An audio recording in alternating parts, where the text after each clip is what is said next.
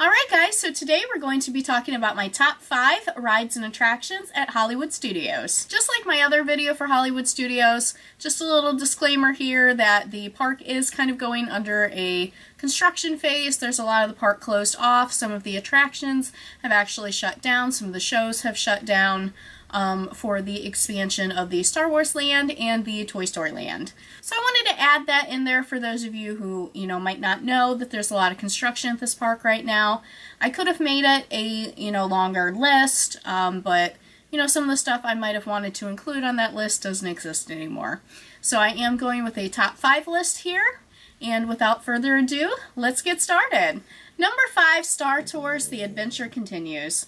Your ride vehicle is a motion simulator, and you put on 3D glasses, and you are taken on kind of a tour of the galaxy, and you go to various areas in the, Star Wars saga and interact, with certain characters and stuff like that. The cool thing about this ride is it's actually, a varied ride. There's several different sequences that you could get, and it varies. You could get a completely and utterly different ride, your second time on it than you did your first time on it. Some of the scenes could repeat along with, other scenes. It's just really neat the way that they do it, and it's nice and varied and everything, so you don't have the same experience every time, which is something I'm a fan of. Number 4, Muppet Vision 3D. This is a 3D film, and it has, some different effects in the theater that kind of, make it more realistic for you. If you do like, the Muppet comedy and stuff, this is a great show to check out. Basically, you're touring the Muppet Vision labs, and they're, showing you their 3D contraptions that they came up with. You get to, see the different characters and the different sequences as they try to, show you what Muppet Vision 3D is all about.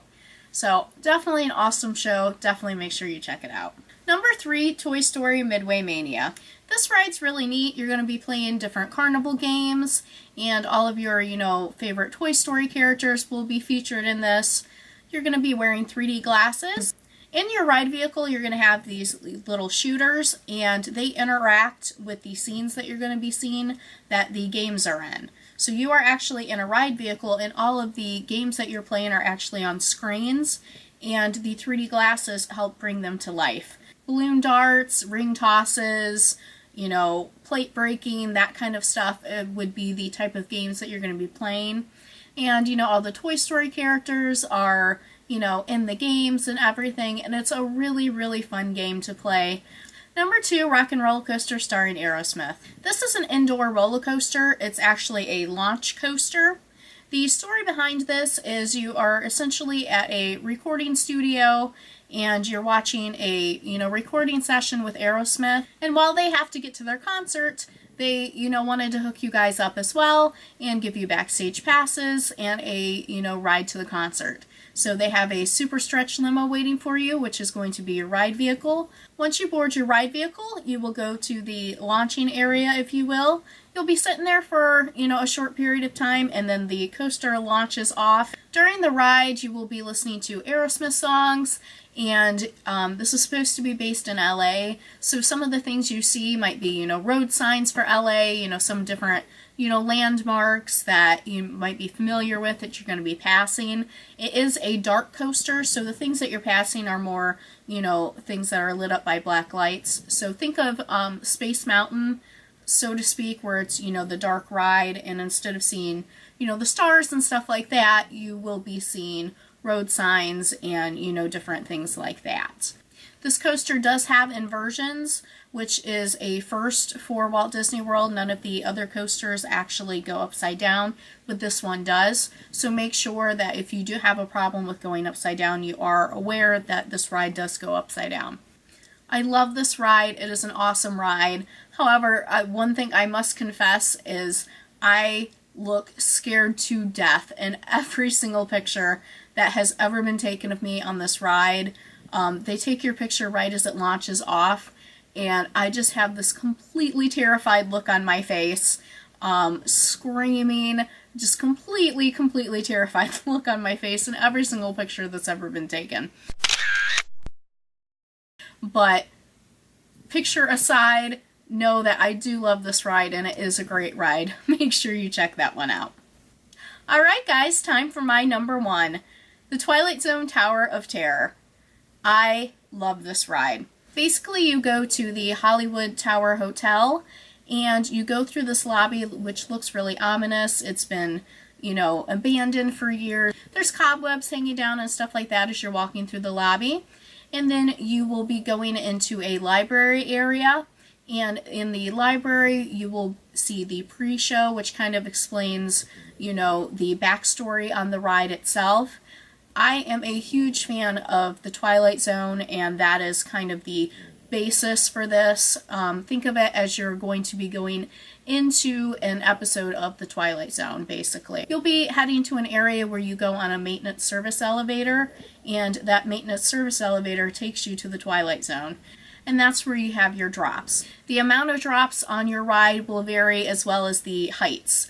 You might shoot up really, really high to start out with, and then just come down a little bit, and then go down a little bit again. Or, you could shoot really, really high and drop all the way down.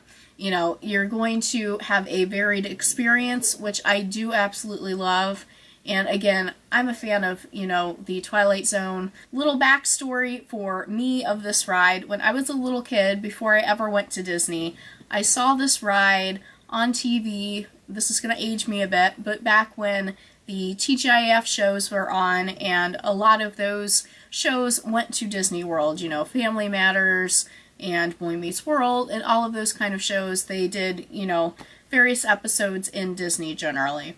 And this ride in particular, I saw on these shows, and I wanted to ride it so bad. And by the time I got to Disney, I was in my 20s. I had built this ride up so much in my head over the years, from seeing it on TV, that, I was kind of nervous to ride it because I didn't know if I was going to be let down, I wasn't going to like it, something like that. But this ride certainly did not let me down. I still love this ride. I try and ride it, multiple times on our trips. This ride I do definitely recommend. It is a drop ride, but, it's not as, daunting and bad as it looks from the outside. Make sure you check this one out. It is a ton of fun. Okay, so I wanted to do a little bonus for you guys, and that would be the Great Movie Ride.